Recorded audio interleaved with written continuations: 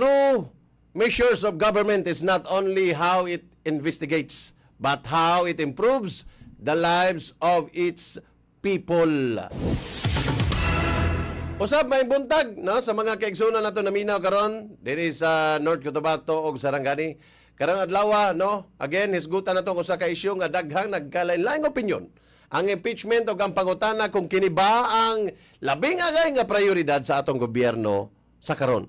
Justice requires accountability, but accountability must always be guided by facts.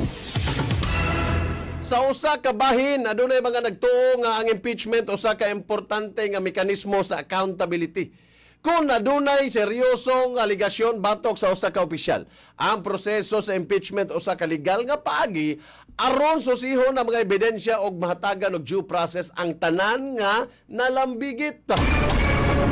Every peso spent by the government should bring value to the people.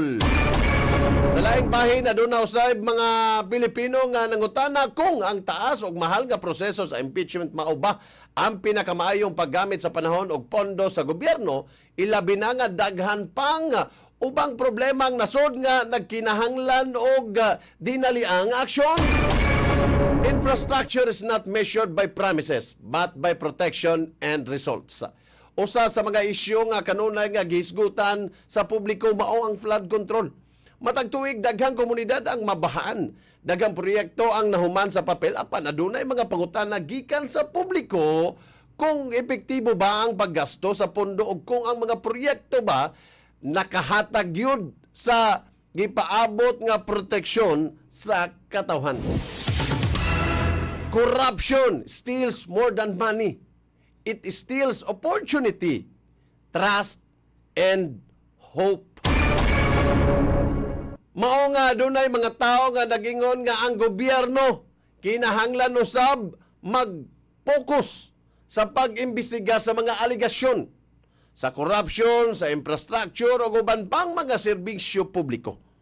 Sa ilang pananaw ug matag piso nga gikan sa buhis sa katawhan, kinahanglan mogamit sa tinaw ug epektibong paagi. A strong democracy can pursue accountability while solving the people's everyday problems. Apan, importante usab nga hinumduman nga ang accountability o ang pag-atubang sa ubang problema sa gobyerno dili kinahanglan magbangga.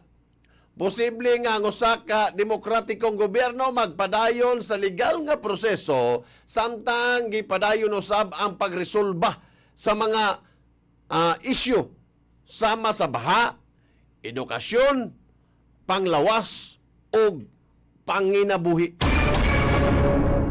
Public trust is earned through transparency, fairness, and responsible leadership.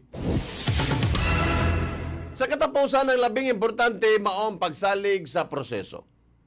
Pagtanaw sa ligon nga ebidensya o pagdumala sa pampublikong pondo sa responsable nga paagi. Ang publiko adunay katungod nga mangutana kung giunsa paggamit ang ilang buhis. O aduna usay katungod ang mga opisyal sa patas nga proseso kini sumala sa balaod. The greatest responsibility of government is to serve the people above all else.